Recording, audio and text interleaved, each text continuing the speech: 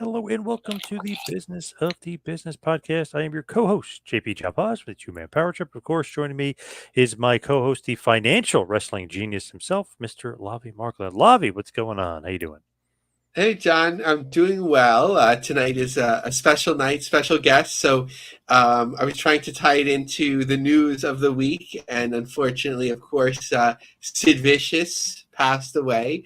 And in case you didn't know, Sid Vicious appeared in a issue of Valiant's Battlemania.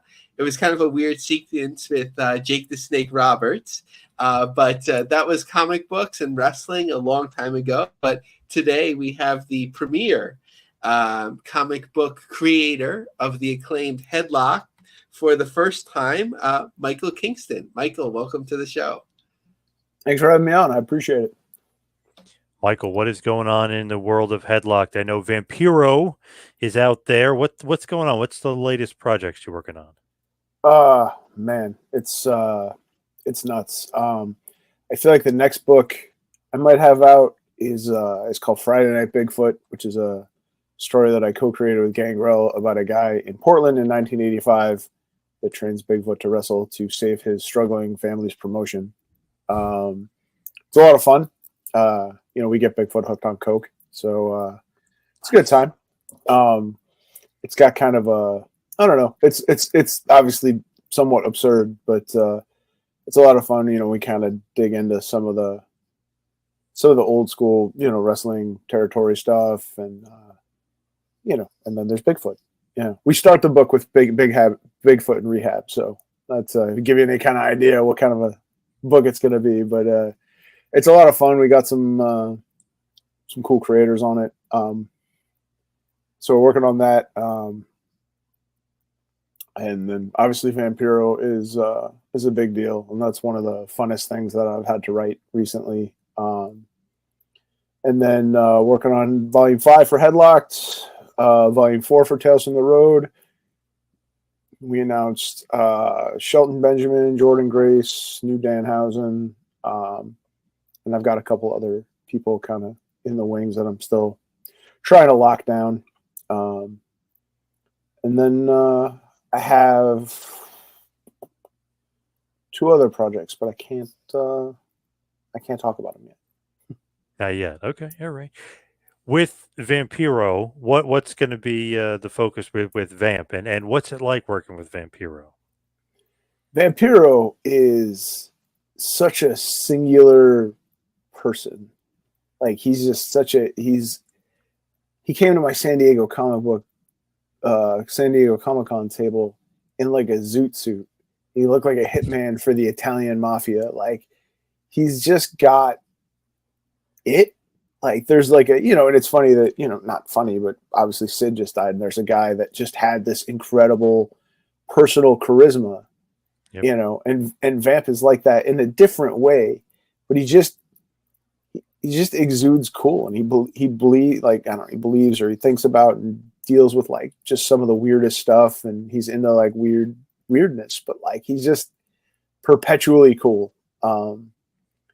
And so he's been fun to be around. He's been fun to, to talk with and stuff. The idea of the book that we're doing is as far from a wrestling comic as I've ever done. It's the idea. It sort of started out around an action figure, and then kind of became something else. There were people that liked the story so much they were like, well, this has to be more than this. And I was just like, for me, I'm a guy that just I was just looking for an opportunity to do something different, because I do, obviously all my stuff is sort of wrestling centric. And so this was an opportunity as a lifelong fan of comics to sort of cut loose in a different way. And I love horror movies. Like that horror comedy genre, like Dusk Till Dawn, I think is an amazing movie. Cabin in the Woods, like that kind of stuff. Evil Dead. So I wanted to do something like that. So we sort of created this idea that Vampiro is an underground guitarist, kind of like if you know kind of thing. And he plays like these, he just shows up places and plays, and it's like a big deal or whatever. But like he's never on posters or anything. And then at night after the shows, his guitar converts into a literal axe, and he goes out and hunts monsters of both the supernatural and human variety. And he gets pulled into this sort of accidentally kind of triggers the apocalypse by killing one of the 4 horsemen accidentally. And it starts this whole thing. And I describe it, I guess, if you're familiar with both properties, I would assume Preacher meets Cannonball Run. And it's super, super fun. We just revealed the cover to number 2, or it was in previews or whatever, but the next big antagonist for issue 2 is a motorcycle gang of shotgun-toting nuns called the Bad Habit, which is so just to give you an eye, like just to kind of, I don't know, it's got that sort of midnight popcorn kind of movie feel to it, but it's super, super fun, and it's I've had a blast writing it, and yeah, I think people should check it out. I think they'll really like it. What about the San Diego Comic-Con? Obviously, the biggest Comic-Con. You're always there. You're always dominating. How was it? How was the reception? Besides, obviously, Vampiro with that awesome suit. San Diego was always great. I have the only dedicated wrestling booth at the show. WWE will send people to Mattel, and AEW sends people to Jazzwares and stuff. But I have the only actual dedicated wrestling booth on the floor. I think we had 9 different wrestlers this year. And it was a lot of fun. I mean, the reception's always great. We did a Danhausen exclusive for the show. We did a Cardona and Myers exclusive for the show. We had some cool art prints that we made. Yeah, we had Shelton Benjamin, Brody King, Sergeant Slaughter, Danhausen, Cardona and Myers, but Darby Allin, a bunch of different, little something for everybody. Obviously Vamp was there too. And so, when I started doing cons, there wasn't a lot of wrestling stuff. Maybe you would find, like Virgil, Honky Tonk Man, Greg Valentine doing autographs someplace or whatever, you know what I mean? And I think Cole Coban, I called it Sad Wrestler Alley at one point or whatever. And I don't necessarily know if I agree with that, but I just felt like there wasn't anybody that had sort of stewardship over wrestling at Comic-Cons. I was the first wrestling thing at probably 20 different Comic-Cons. Like a lot of cons had no wrestler rules. So I would be like, well, hey, I want to, come to the show. And they're like, okay, yeah, you're a comic book guy. I'm like, well, I want to bring Jerry Lawler because he does the covers to my books. And they're like, wow, we don't know our wrestlers. I'm like, but he's an artist. So then they would put us in Artist Alley and we'd jam up the place. And then, they'd start booking wrestlers. But I mean, I went to shows that turned down Piper as a guest because they only knew him from They Live. So, wow. I mean, I've seen some crazy, crazy stuff. I mean, Jerry and I were getting turned down as late as 2019 from shows that didn't want wrestlers. So, it's tricky, but so I take that very seriously. Like I want to have a good fan experience. I mean, I've had the opportunity to bring in some very big names. But the money they wanted would kind of, I don't want like the cattle thing. You know what I mean? Like, I don't feel like you should be able to tell a talent your life story, but I feel like you should be able to have the opportunity to exchange a few words, tell them what they mean to you and whatever. And the talent should be able to make some money. But I mean, I'm not there to put 6 figures in somebody's pocket. So I want a good fan experience. And that's why we try to create cool products. We try to create, we try to have good guests, a variety of guests and whatever. And that stuff, it matters to me, I guess, just because when I started going to shows, there was nobody. Man, that's just crazy to think like, we don't want Lawler, but now it's a headlining of most of those shows are wrestlers. Like, hey, Bret Hart's going to be at this convention, whoever. I mean, now it's like actual wrestlers, the headliners. It's it's been a big shift. I mean, I would also say, I mean, just in general, I think it's just amazing. It just because even in the Attitude Era and even the Hogan era, even when wrestling was cool, it wasn't cool. And now it's just a whole new level of accepted as a part of culture and whatever. So it's interesting to see, just to see the dramatic shift. How's Jerry doing, by the way? Because I see he's back out there doing shows and stuff. Yeah, he does some stuff. He's good. I mean, I don't think he's going to be drawing anytime soon. I mean, if you pay attention to his signature, it's obviously not what it used to be. And It's a shame, obviously. Yeah, he You used to know, have the best signature ever. Yeah. I mean, he's still got his signature is still better than most, but you know, it takes a little bit of effort. So, but I mean, he comes out. We did Oklahoma City a couple of weeks ago, or a couple of months ago now. I guess time time just flies by when you are busy all the time. But yeah, he's doing well. I love hanging out with Jerry. You know, even if he and I just, I don't know, we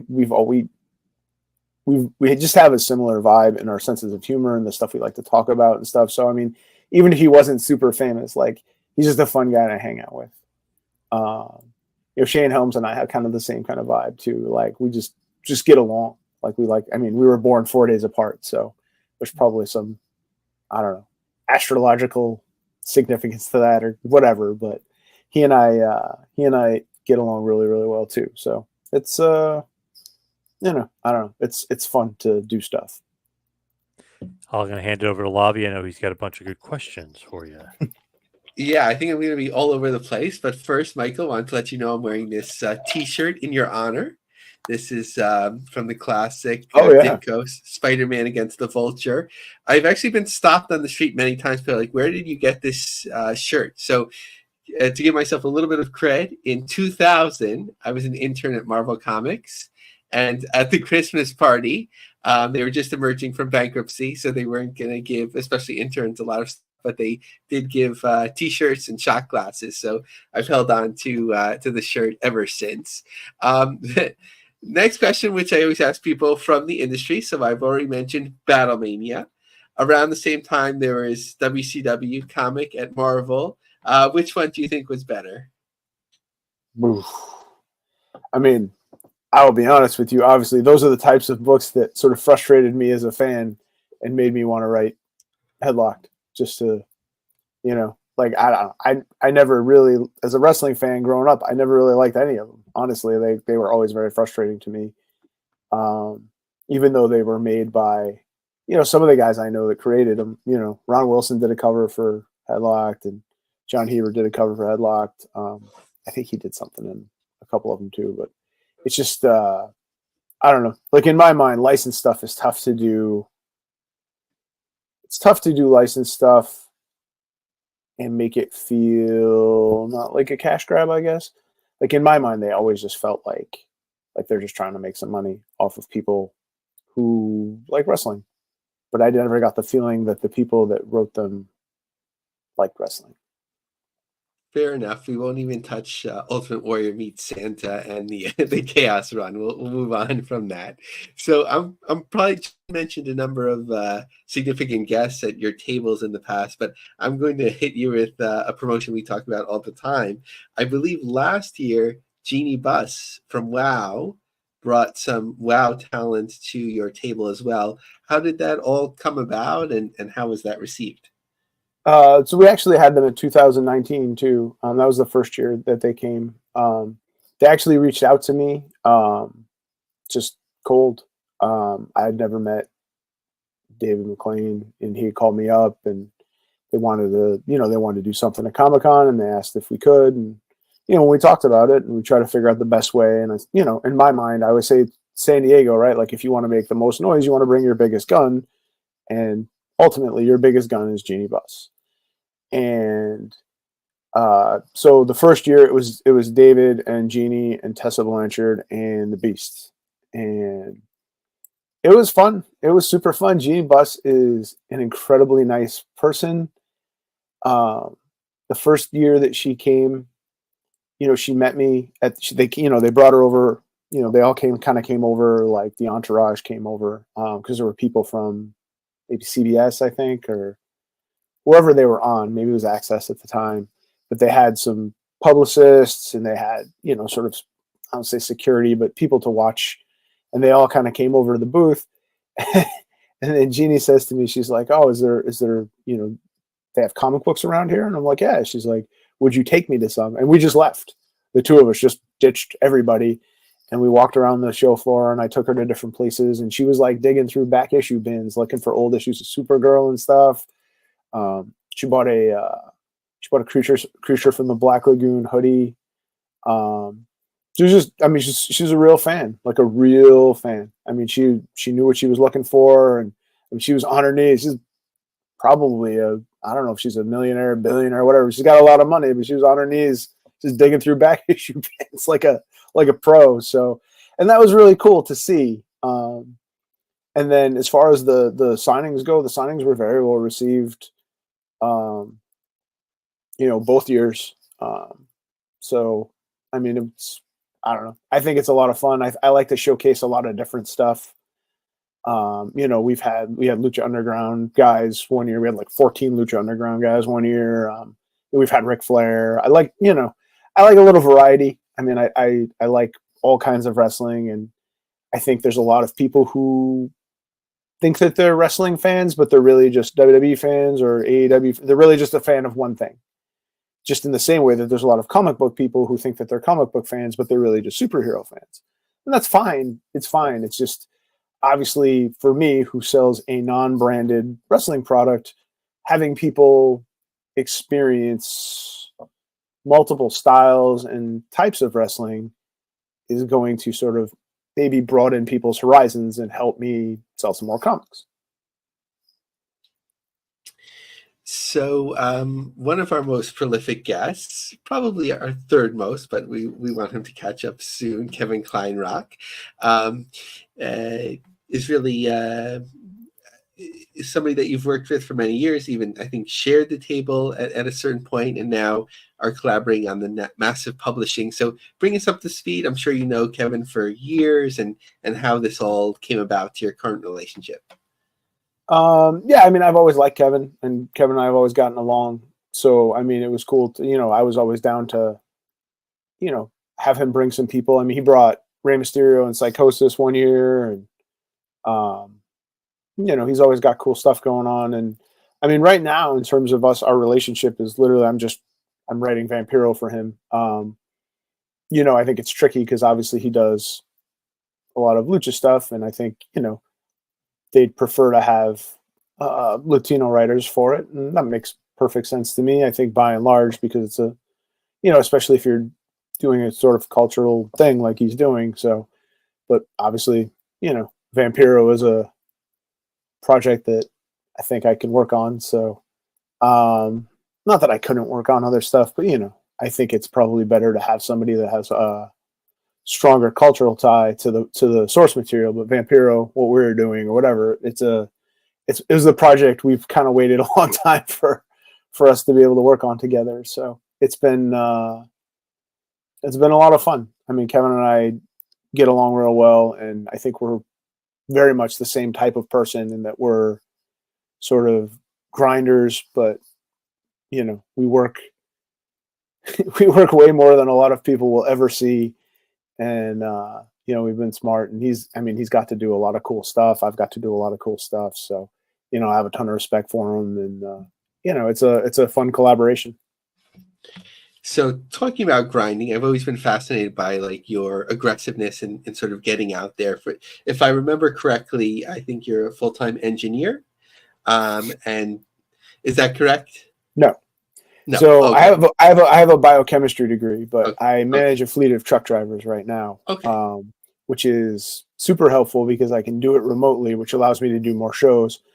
So for a long time, I managed warehouses, logistics, operations, and stuff, and I was sort of tied to a building. But being able to manage a fleet of truck drivers, I can do it remotely, and I have worked every day since April 8th, 2023. So I haven't had a day off. I did my job in San Diego after the show. I did it in Australia when I was a guest at StarCast. I've done it in Alaska, every which way. So, but I like having security to take risks. A ton of my artist friends, you're sort of up and down with the economy and whatever. And I mean, like a ton of people, it took a big hit during COVID, but I work for Ryder, and we work for Target, and obviously those trucks didn't stop moving. So it gives me a level of security. It lets me take risks. It lets me do some things without having to worry about my my rent or my mortgage not getting paid. So Yeah. So when you're considering going to these shows, and I believe I saw you at the at the World on GCW show at the Hammerstein, like you were tabling downstairs. So not only comic book conventions, but wrestling shows of significance and wrestling convention gatherings and so on. So like, do you sort of put a dollar and cents on it in terms of like, okay, if I go to the show, I expect to sell a certain amount of shows, this is how much it will cost me? Or you sort of like are like, get out there, and it'll return something? Like, how do you do that, like, trade-off? I mean, I definitely pick my shows carefully, which is why I don't do as many wrestling shows as I used to. Because, I mean, for me, like the real sweet spot was doing ROH shows. I used to kill at ROH shows, but I was also, I think, the only outside vendor they really ever allowed, and that was across multiple owners.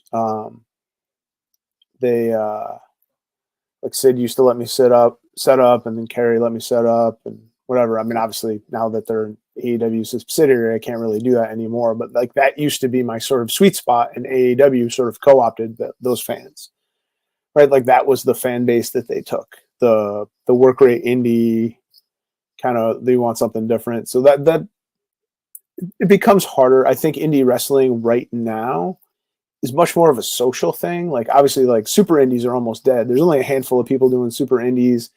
And like, I feel like, you know, like if I go to like a Beyond Wrestling show, right? Like it's less about super fans and it's more about like a hangout, social sort of, you know, hipsters drinking beer or whatever. And I don't mean that in a negative way at all, because it's still a great experience, but it might not necessarily be the best place for me at the time, right? So like the stuff that draws like the widest range of stuff, like I always do good at like the blood sport shows or like the big shows, but like for just like a regular GCW show now in like Atlantic City, right? It's just deathmatch fans are a different breed, right? And they're there for what they're there for, and maybe not necessarily what I have. So it's about finding your audience, and that's always kind of been my thing from the beginning. I mean, 2018 was insane for me. Like that was an insane time when like the indies were just popping everywhere, and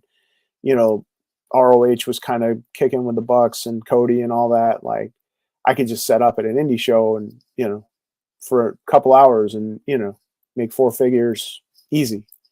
So, but I don't necessarily get that experience as much with wrestling shows now. And I'll still do stuff. Like sometimes they'll let me make a piece for it. Like, you know, for the Hammerstein show, we did art prints for it. And, you know, we figure out a way that works. And so I can make some money that way.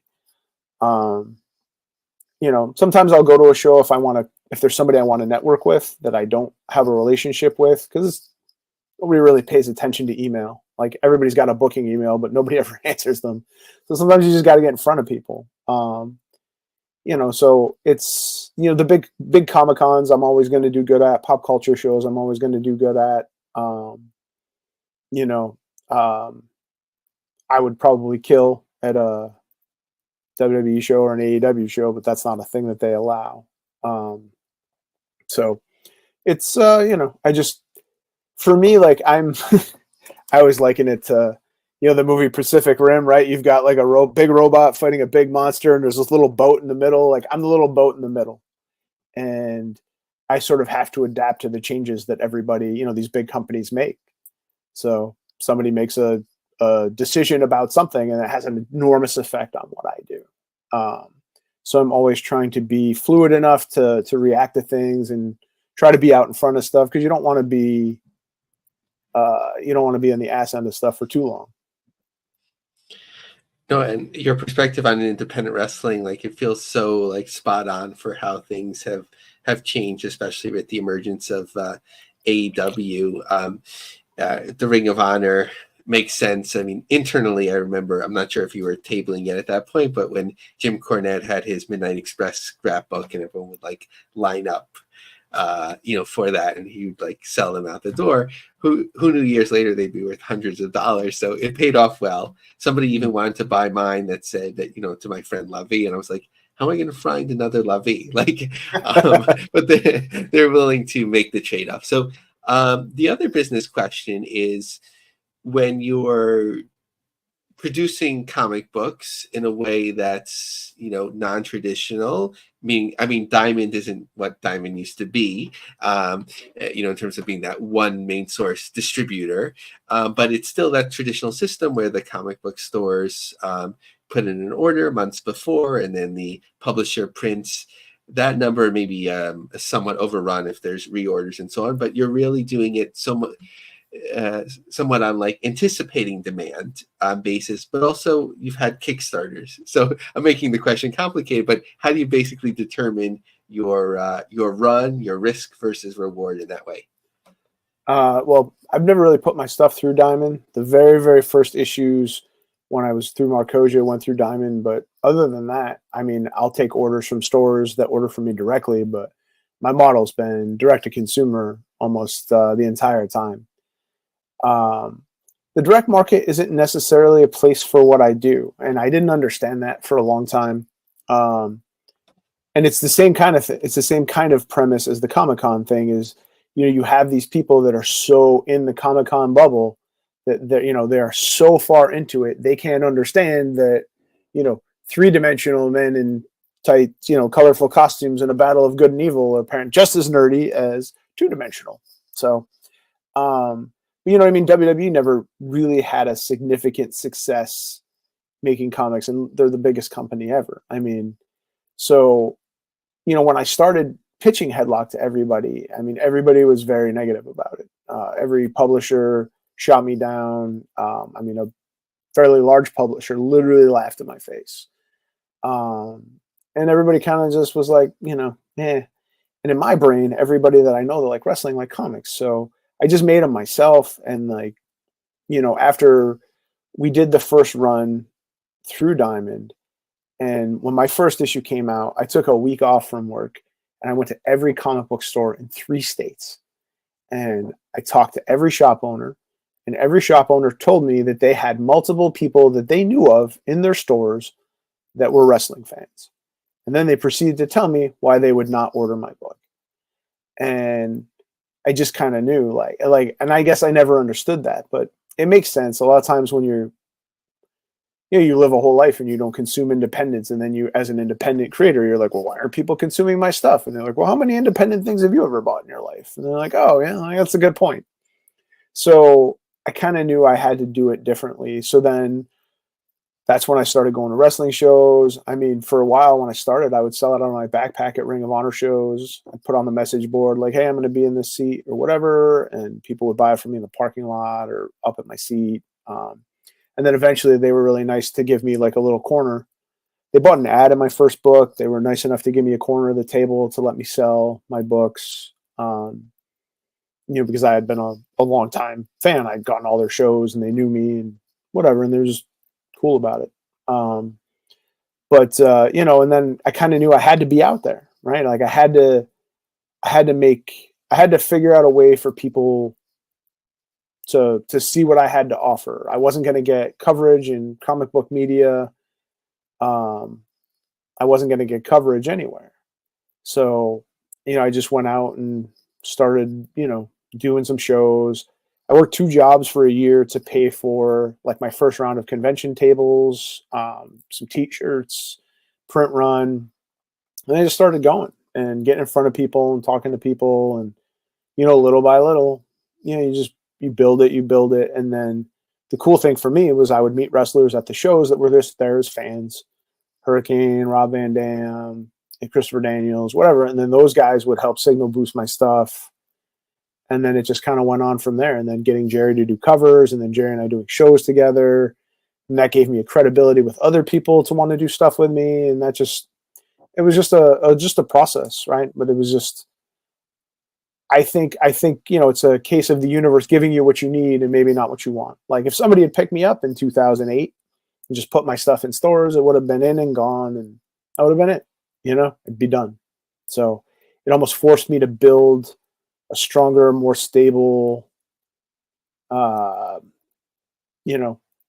process. And, it evolves constantly because of, like I said, because of the nature of wrestling and sort of me being, in the middle of it. But, it's been I don't think there's anybody that's ever really done what I've done.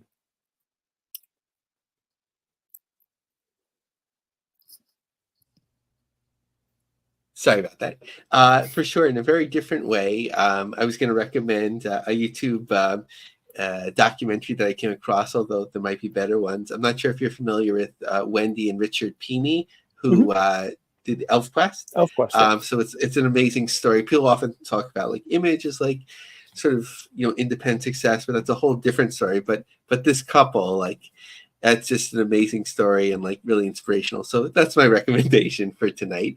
Let me turn it over to John. What is next for you, just as far as right in the rear in the upcoming? What do you got coming up?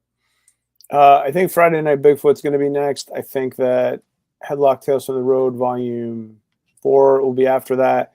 I've got 2 huge licenses that I have acquired or whatever, but I can't announce those yet. But one is going to be a bio comic, and one is going to be well, they'll both be bio comics, but one's also going to have a part in Headlocked. And I think they're going to be super, super interesting, and I think it's going to kind of turn some heads when we announce it. One is already signed, and the other one is agreed in principle. We just haven't signed the contract yet, but definitely bigger names than I have any business dealing with.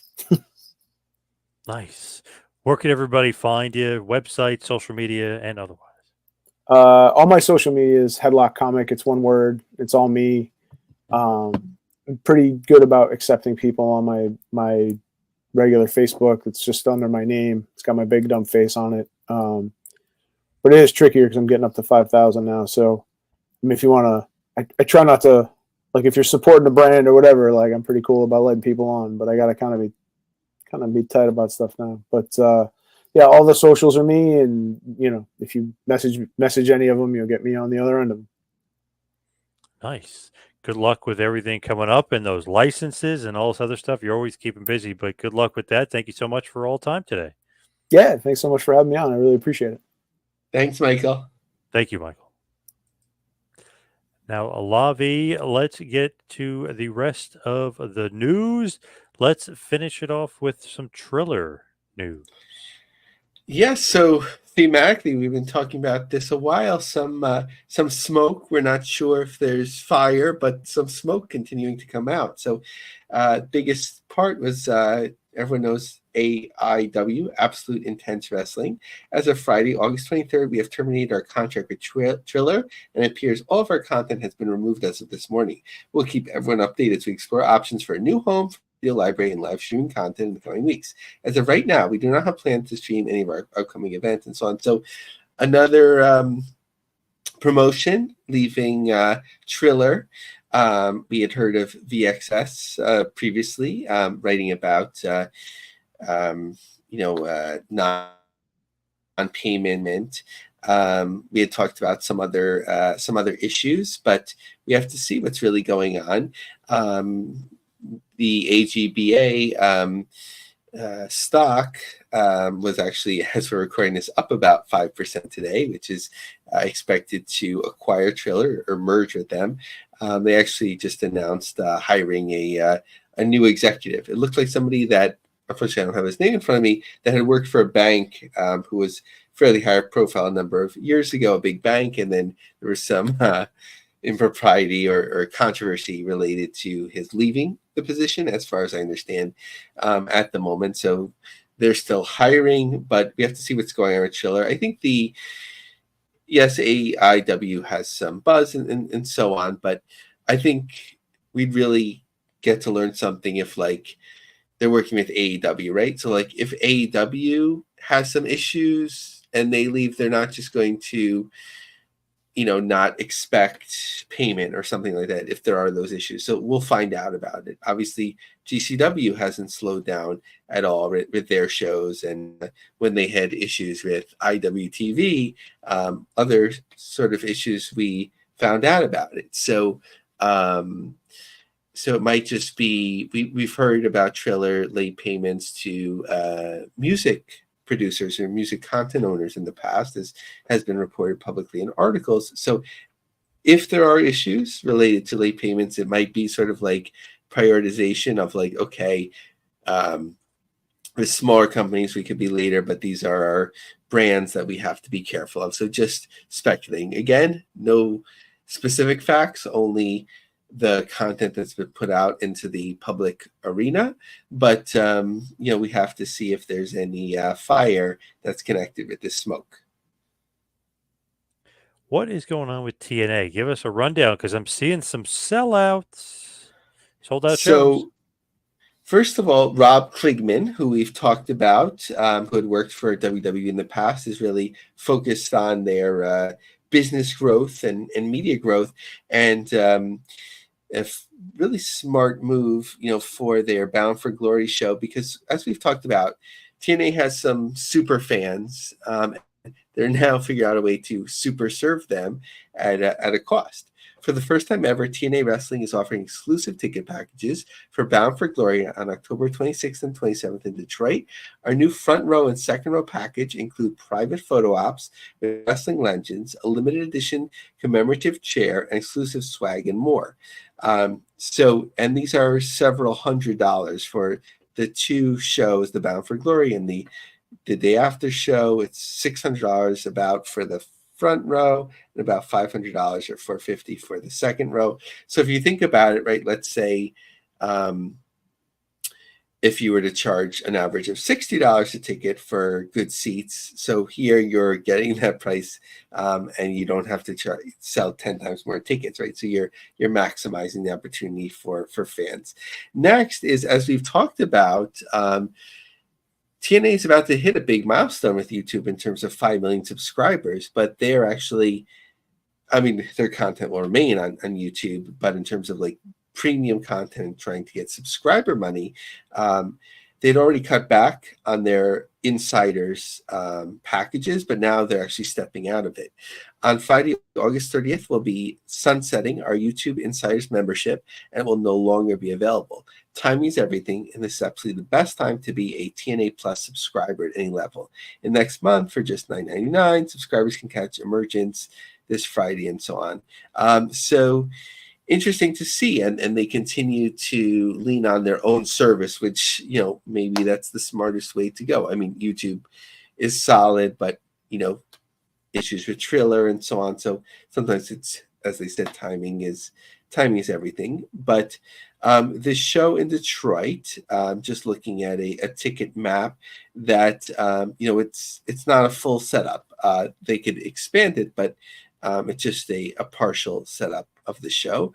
But in terms of sellout, yes, they've sold out their Friday night show in Louisville, which it looked like a pretty modest setup in terms of the floor seating.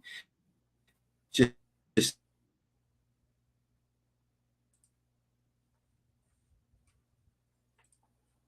reserved tickets for the second night.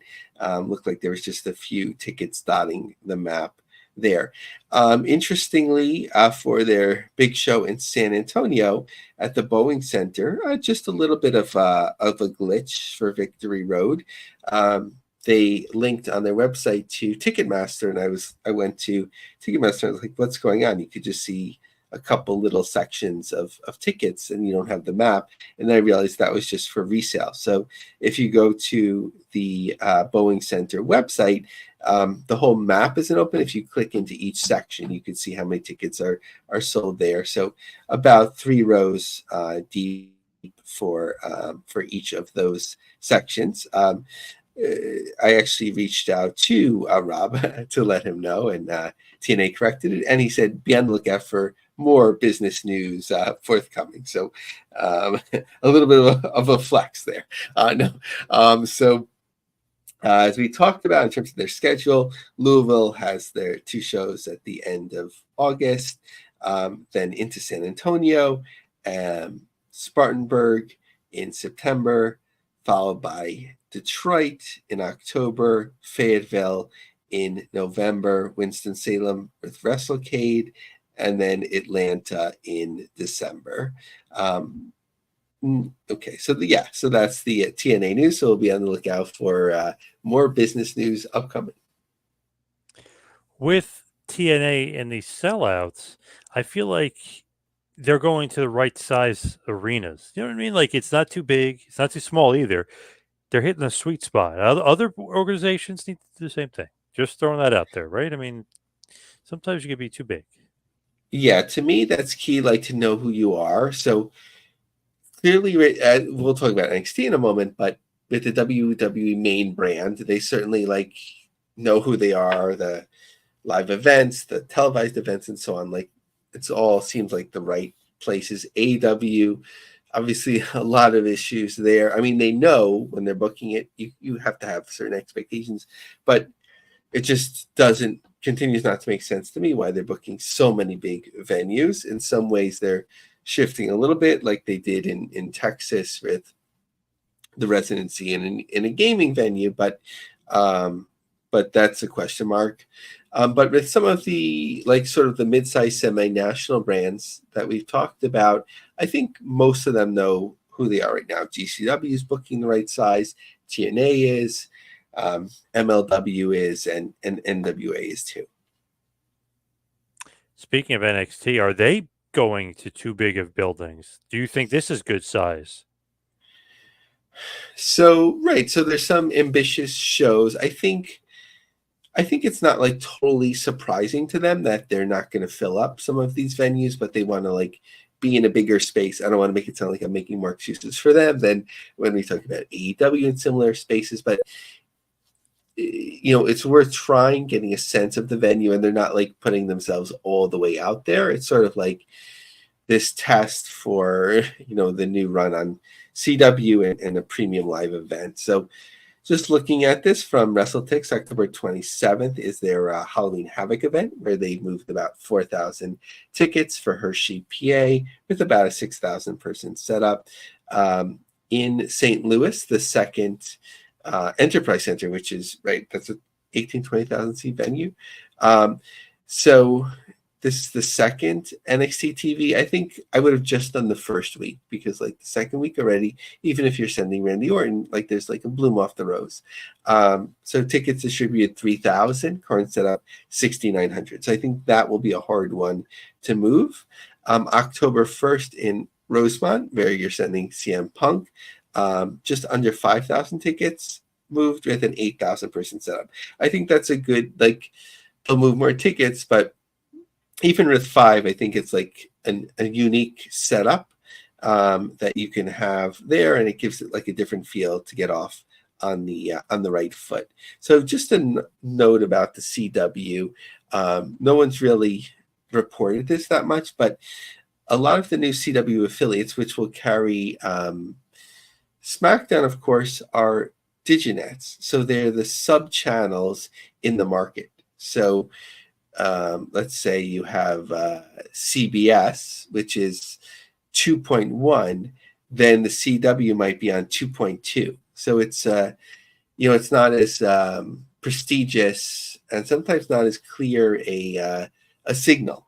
But people are just picking it up, like media outlets are just picking up, like, okay, they're another over-the-air station. An interesting note about over the air that people often think about, John, I think our age is probably the cutoff, or maybe a little bit younger, where people that have cut the cord, they're like, okay, I need my broadcast channels and I'll figure it out with streaming. Whereas like younger people are just like, they don't even think about the concept of broadcast channels. So people aren't really pursuing like the TVs that have the antenna built into it, or like getting like the rabbit ears. There's actually like you never really see it where like it's actually less people have it now. People would think that it would increase, so slightly less. So it's a story to watch, the over the air. I think people that are very into sports, they're still going to seek that out, but like for younger people, like it's not a thing. So as it moves along, it'll be less and less important.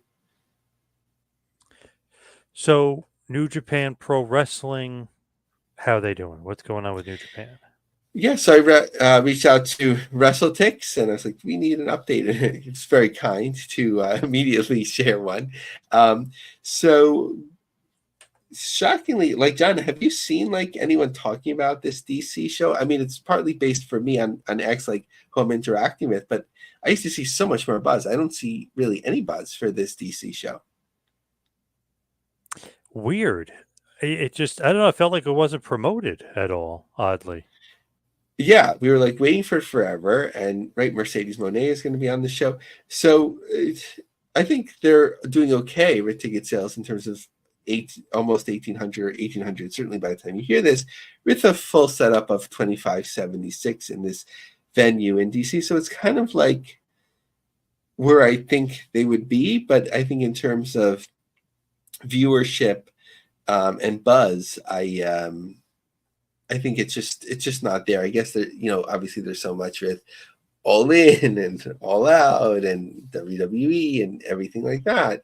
So it's just harder and harder for New Japan to stand out. And I think it's a good idea for AEW and New Japan to have the Worlds Collide show in London next year. I think it'll be received well and kind of gives a little bit of a breather to North American market so it doesn't become too old hat.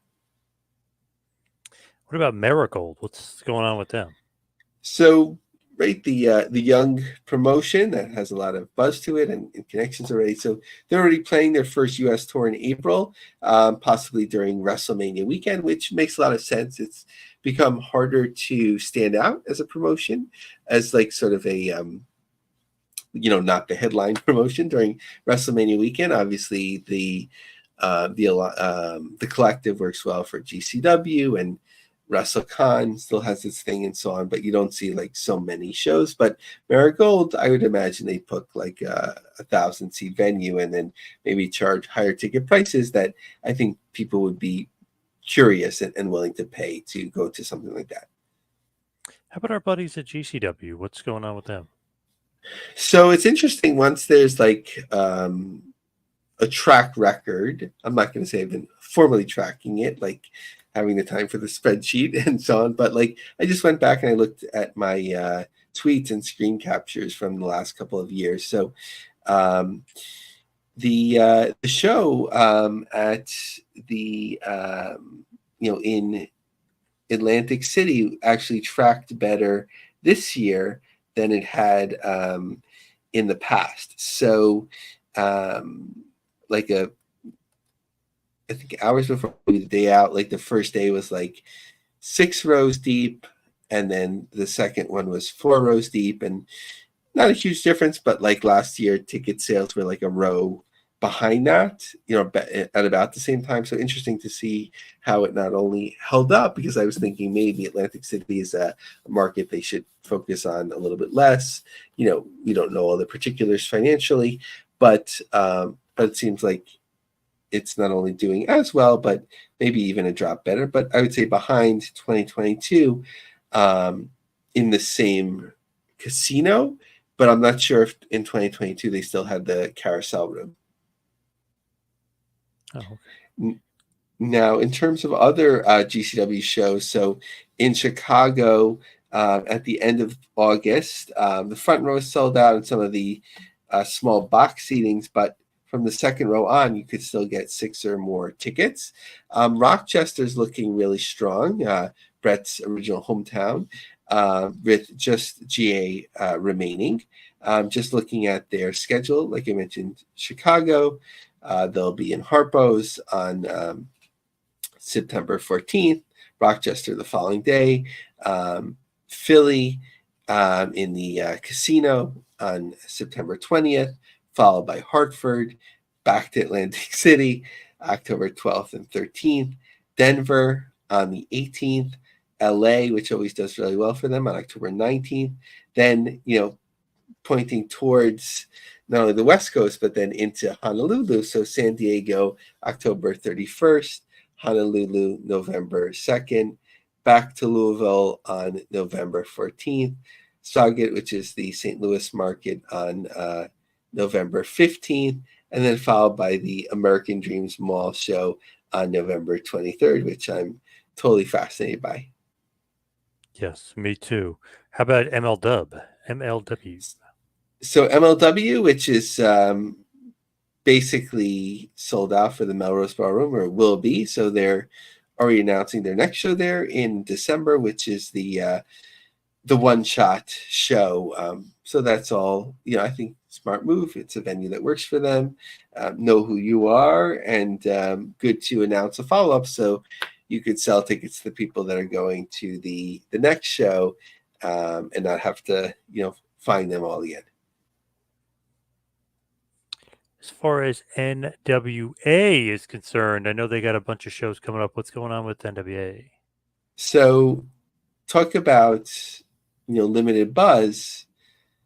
For New Japan, it's one thing, but the NWA 76th anniversary show at the 2300 Arena, there's really not much going on, in terms of buzz that I'm noticing, at all. And depending on the quarter area, it looks like second or third row tickets is all that's been sold. So, John, I think you saw this. I was like, they need to get Shane Douglas there. 30 years since he threw down the belt and called it dead. I think you can the Heat. Yeah, he has to. Yeah, make something of that. I don't know if it's right for him to do an invasion with some active wrestlers or whatever, but there'd be something to that. I really like that they do these local PBS studios for their tapings. It's sometimes people do it like a small venue and they're like, we do studio wrestling. They're like, no, we literally do studio wrestling, and that's smart. So NWA will be back in Tampa at WEDU for a couple of days of tapings. Our friend Carpe Diem, former guest of the show, photographer extraordinaire, said about the Queens show we mentioned last time, NWA literally running a venue in Queens where the closest train is a 30-minute walk is very on brand. So some things to think about. But NWA and World League Wrestling had a setup outside a Smashing Pumpkins concert, where people can go and watch the wrestling, which is the type of thing that they showcased in the Carneyland special as well from last year. love that. As far as AAA is concerned, I feel like they are very, very much in the news because of JBL right now. What the heck is going on with AAA? Yeah, so just before JBL, so they announced that they have 6 million followers over all of their social media. So not too surprising there, but this one I'm curious about. JBL on AAA, an investment. So thanks to Post Wrestling for transcribing this interview, but he said, no, I'm not looking to wrestle. I'm looking for an investment and looking maybe to do something with AAA. I don't know. We'll see. I enjoyed what they did. That's whatever the capacity crowd was. The building was full, 15, 20,000 people, and they drew a heck of a crowd. Hopefully there's something will come out in the pretty near future that will kind of make all this kind of clear and kind of see a path going forward. I'm not exactly sure the path going forward. I'm not being vague on purpose because I'm not exactly sure what's going to happen. So it's curious, I feel like a lot of people see AAA and also CMLL to an extent, and they're like, look what they do in Mexico City, in Mexico in general. What if we were to bring it here, right? Everyone thinks like that. I know, right? Conrad Thompson was thinking about it for a while. AAA themselves, Kevin Kleinrock is working on the exciting project with Mass Republic, where there's the big lucha show in on the West Coast. So I don't know if that's what JBL is thinking about, because investing in a Mexican company, I think he had spent a fair amount of his career wrestling there before, as Hawk, right, Bradshaw, but I don't know what he'd be investing in. And then it makes me curious, if he just did 2 appearances so far, right?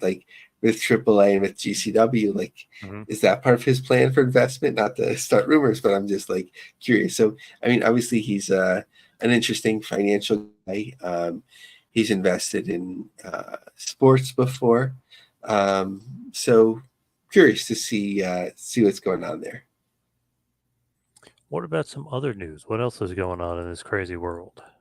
So, first of all, we've enjoyed following the OVW Fight Night show at the Appalachian Wireless Arena, which, partly I'm to blame for spotlighting it because then WrestleTix thankfully picked it up and covering it. And then people went crazy because they had such a big setup originally, but now it's sort of leaning back to what you would expect, or maybe a little better than you'd expect, at 922 tickets distributed as of the last capture of that. And they're cutting out seats, and ultimately, like we talked about, they'll probably do a quarter house setup and move people together, which makes the most sense. Just other quick notes: beyond Wrestling Revolver sold out show in Dayton, and VXS Arrival 2 in Ridgefield Park, New Jersey, set a attendance record at the famed Mecca, which is a very popular small venue out there in New Jersey. So we had a lot of good news, a good guest today. Let's head towards the plugs. You can follow me on Twitter and Instagram at 2Man Power Trip. Lavie, what do you got going on in this crazy? So, John, I have a unique request. We've been sitting at 9 reviews on Apple for a while. So obviously you've been listening to the end. So are so many supporters out there. Take a moment and write us a review on Apple. Get us to 10. Also on the Business of the Business podcast on LinkedIn group. We are very close to 100 group members. So I'd love to get there, especially in this niche.